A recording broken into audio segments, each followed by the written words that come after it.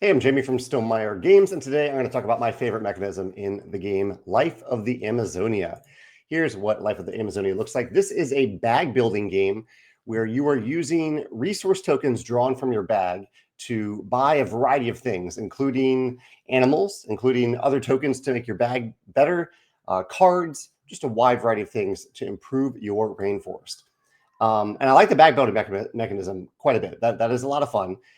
I think though my favorite, and I puzzled about this because this game has a lot of mechanisms, and I think my favorite mechanism is actually two that are a little bit tied together. One is that at the beginning of the game, you start out with one of these hex tiles that have, here, I'll zoom in a little bit. Here we go.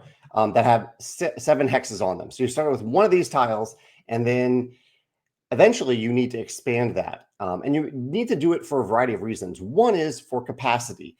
And by that, I mean that animals take up hexes, sometimes 1 hex, sometimes 2 hexes. So you need more hexes so that you can fit more animal tokens in your rainforest. The second, though, is that certain animals score based on the terrain that you've pieced together. For example, this player has a really long river here, and that's probably because they pursued an animal that wanted them at the end of the game to have a really long river and would score them more points for that river. So I really like how the goals of the animals, or how the train trials fit with the goals of the animals, and both just to fit more animals into your rainforest. The other mechanism that's tied to this a little bit that I think is a really clever decision is you can kind of see it up here. There are random animal cards that are placed on the table at the beginning of the game, and you seed those with a certain number of animal tokens based on the player count.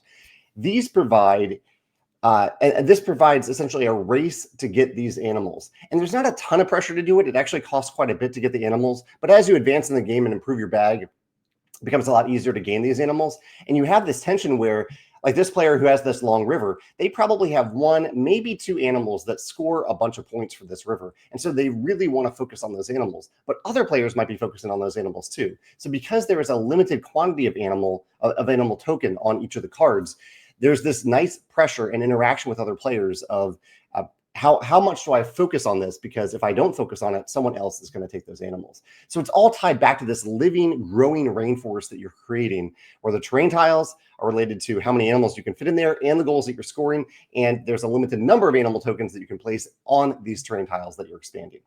One other element I wanted to briefly point out is right here. This is a component that I think is really clever, tied to the bag building. This cart right here, this is used. This is almost seems like an unnecessary component, but I actually found it quite handy because as you are drawing tokens out of the bag, you typically put them on the table to indicate that you haven't spent them yet. This boat, whenever you spend a token, you put it in the boat.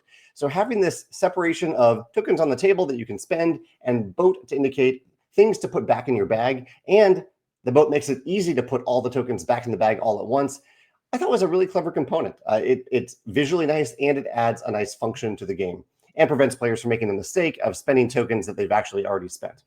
Also, I forgot one thing related to the terrain tiles that is important, and that is many of the terrain tiles, the hexes, have bonuses on them when covered bonuses. And so when you cover them with either the tree tokens, the flower tokens, or animals, you get a little bonus when that happens. So another reason that you want to cover the terrain tiles that you have, and that you want to get more terrain tiles for a variety of reasons that I've already mentioned, including this when covered benefit.